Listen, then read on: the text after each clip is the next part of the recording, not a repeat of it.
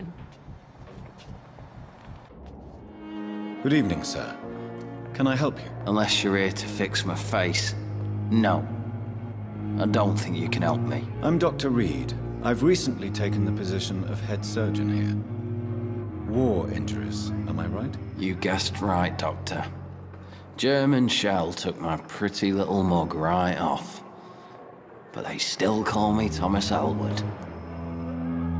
Soldier, do you need assistance? I'm fine. Just do something for this pain, will you? That's all I'm asking. Soldier. I'm fine.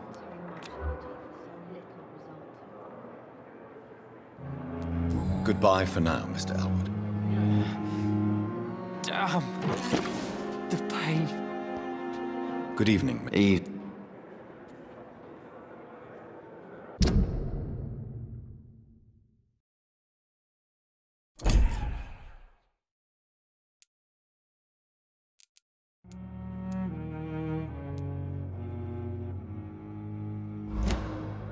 Goodbye for now, Mr. Elwood.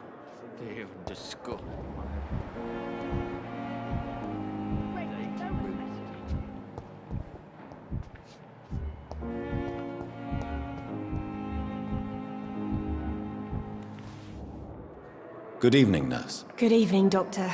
I don't think we've been introduced yet. My name is Pippa Hawkins. And I'm Dr. Jonathan Reid. Dr. Swansea has recently offered me a position in this hospital. Well, it's a euphemism that your help will be appreciated, Doctor.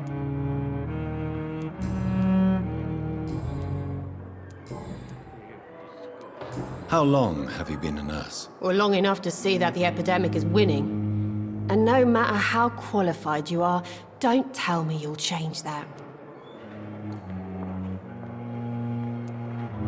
You'd be surprised what dedication can achieve, Nurse Hawkins. In medicine, sometimes we're just a test result away from a miracle. Sorry, Doctor. I don't want to sound bitter, but I'm just too tired to give a pep talk like Nurse Brannigan. How is the Pembroke staff coping with the epidemic? Well, not well. Milton, the ambulance driver, is even more grumpy than usual, especially concerning doctors. Why does Milton dislike doctors? I don't know. Just ask him. But be warned, Milton is not the chatty type. Why is Milton grumpy on a daily basis? Is it just an act? Milton's not the kind of man who's bothered about a bad reputation, whether he deserved it or not. How would you describe the situation at the Pembroke Hospital? It's serious. The flu is wreaking havoc amongst the staff and patients. We are running out of everything.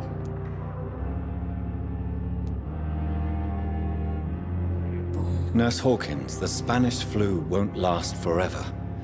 Even the Black Plague didn't kill everyone. I wish I could believe you. But what if this epidemic was worse?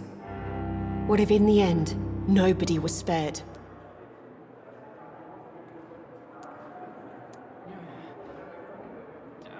You must get a hold of yourself, nurse.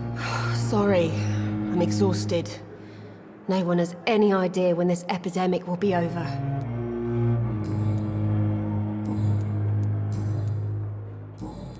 Goodbye, Nurse Hawkins. On every street corner.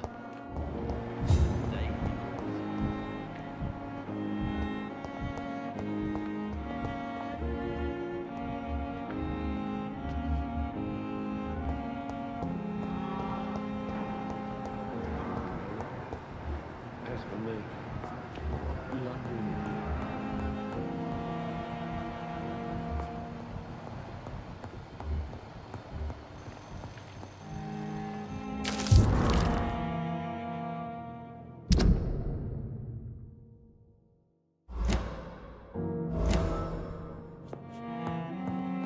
My sweet girl reads me like a... Good evening, Mr. Fiddick. Good evening, Dr. Reid. Any news about my operation? You seem worried about the safety of your family. And it's obviously the reason why your wound troubles you so much. I cannot give up on my children now.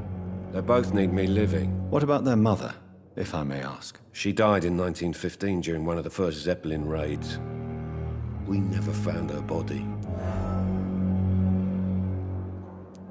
Tell me more about the death of your wife, Harvey. 1915. I was in the army, building workshops for the Royal Flying Corps. Helen was happy I wasn't sent to the front. What happened? The Germans sent Zeppelins to bomb the construction site, but they missed their target. My wife was bringing my dinner when the bombs fell. How are your children after losing their mother? They were smaller then. The only good thing about this is my Helen didn't bring them with her that night. I'm sorry for your loss. So many died during the bombings. I served in France and witnessed the carnage there. I would like to say that she didn't suffer. Truth is, I have no idea. I just know that I'm all that me kids have. Poor little bleeders.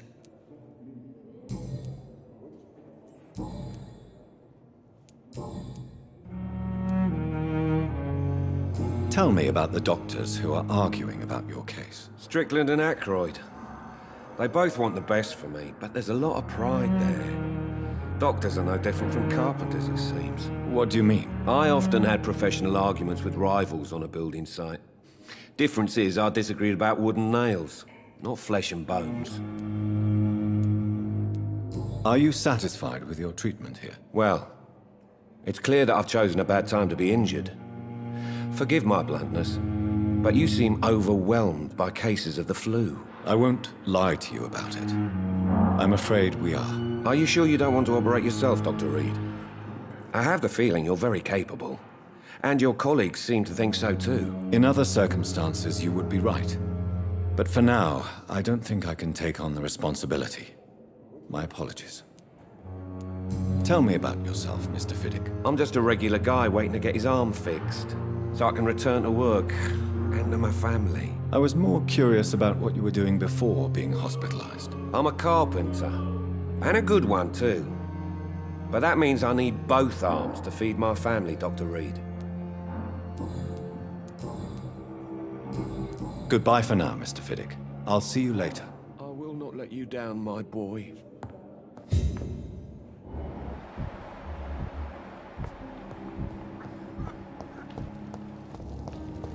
I never thought I would have to attend my murdered sister's funeral. Mary. I can't forgive myself. I'll find the truth about what happened to us. I swear.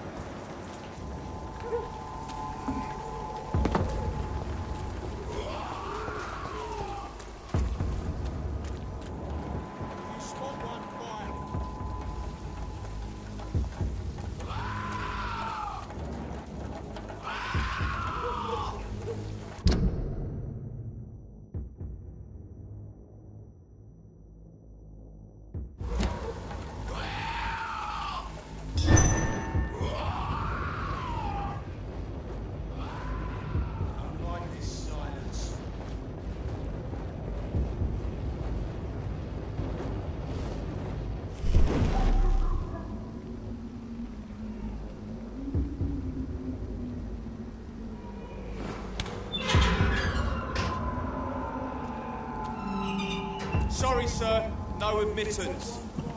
Step away, sir. It's one of them!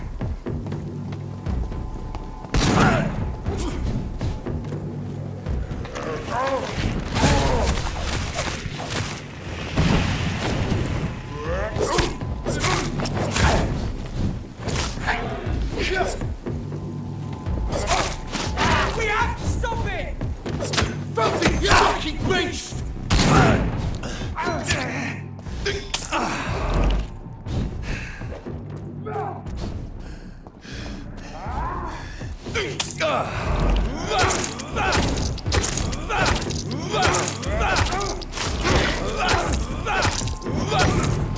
in the train!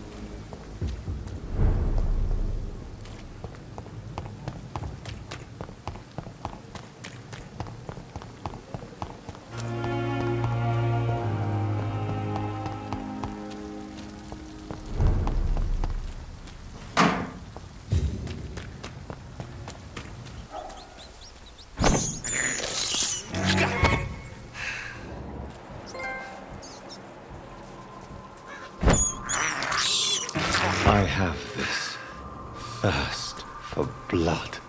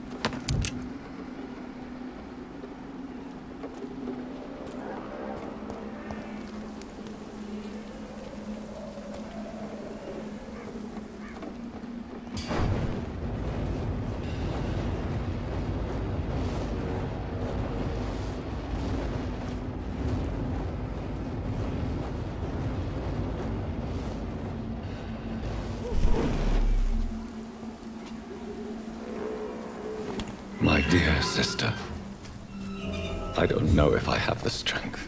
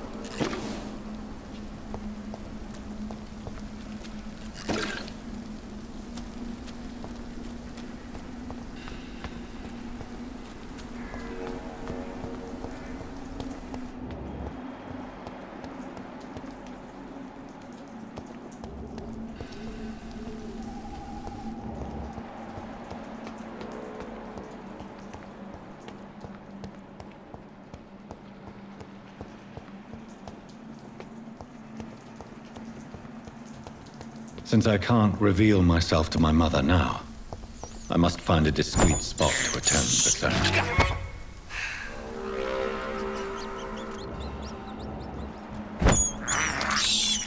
I have this thirst for blood.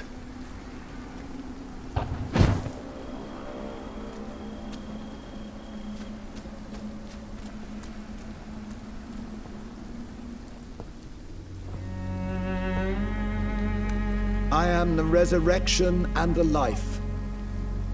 He that believeth in me, though he were dead, yet shall he live. And whosoever liveth and believeth in me shall never die. We commend unto thy hands of mercy, most merciful Father, the soul of our sister departed, and we commit her body to the ground.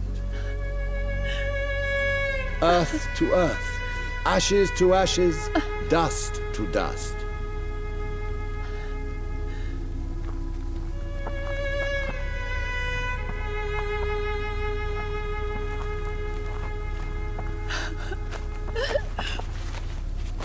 Why kill my Mary and stick her here in this cold, god-awful place? These are the legal requirements for the epidemic, madam.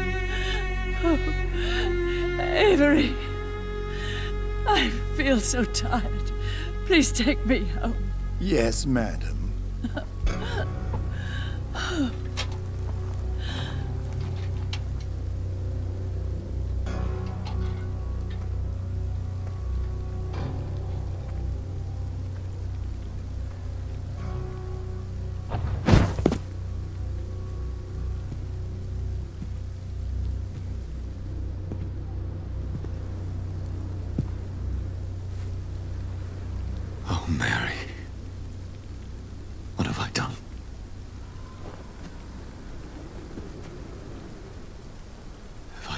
change one thing. One thing. This is a nightmare. Jonathan, there is nothing you can do but accept it.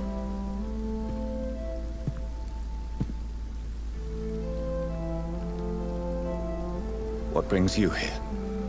I thought you could use the company. I am so sorry for your loss, Jonathan.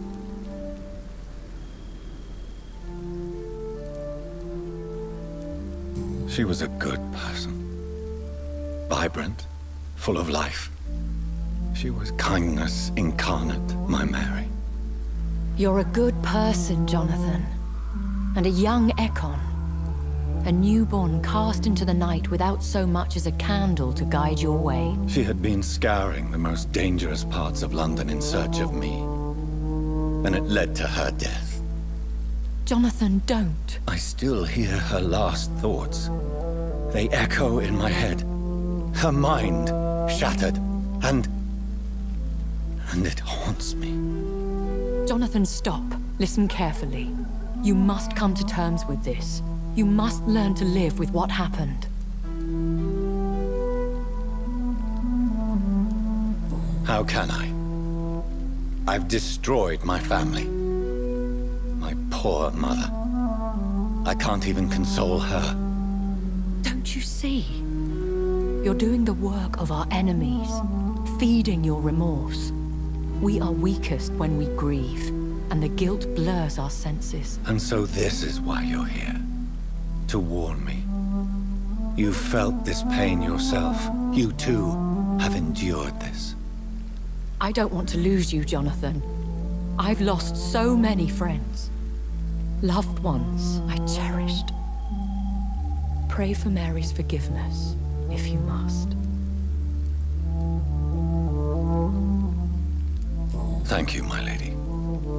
I will. Good. But be careful.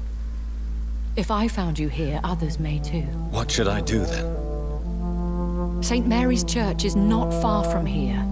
Go there and make your peace. Find the solace you need. My lady wants me to confess.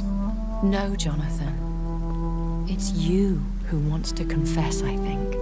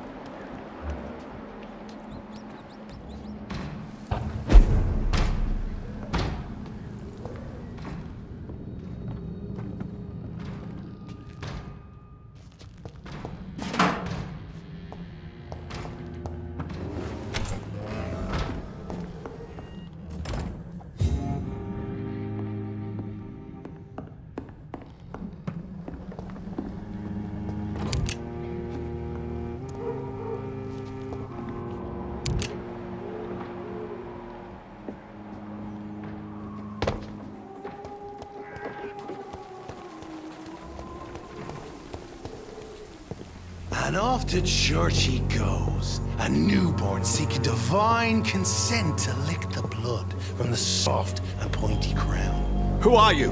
Make yourself known. Newborn, you reek of guilt and pointless compassion. Shed your skin, forget your old weaker self. What do you want from me?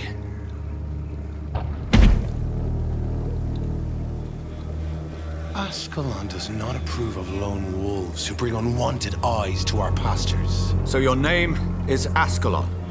Ascalon's will is vampire law. Learn them, abide by them, or I shall return as your judge and jury.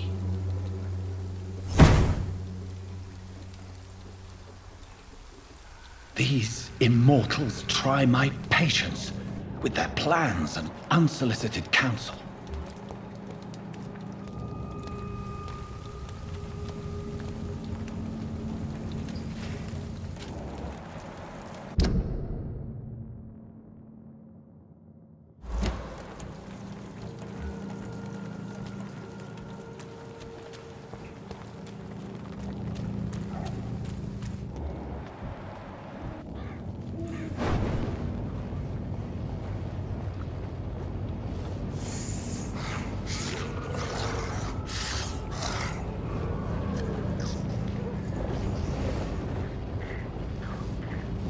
See them fancy clothes? This one's a